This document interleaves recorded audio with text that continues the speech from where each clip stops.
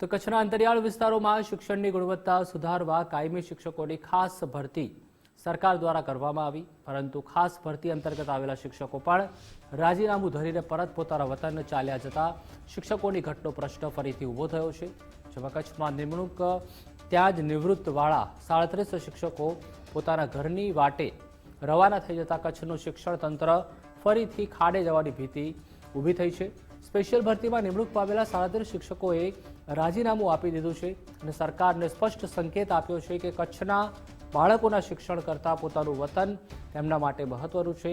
હજુ તો પૂરી ભરતી નથી થઈ ત્યાં વધુ ઘટનો પ્રશ્ન ચિંતાજનક હોવાનો સૂર કચ્છના શિક્ષણ પ્રેમીઓ વ્યક્ત કરી રહ્યા છે।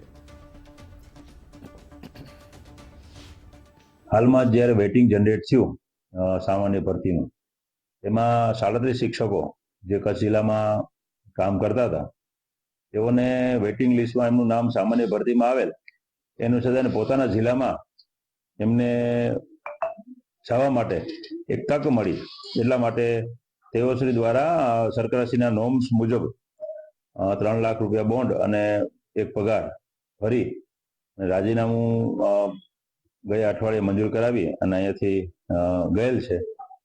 એટલે 37 શિક્ષકોની ઘટ જે થયેલ છે 952માંથી આપણે ભરતી થયેલ હતી, પણ રાજ્ય સરકારશ્રી દ્વારા આવનારા સમયમાં વધીને 15 થી 20 દિવસમાં આપણને લિસ્ટ આવી ગયું છે 372 શિક્ષકોનું, જ્ઞાન સહાયક શિક્ષકો જેમની સ્થળ પસંદગી બાકી છે।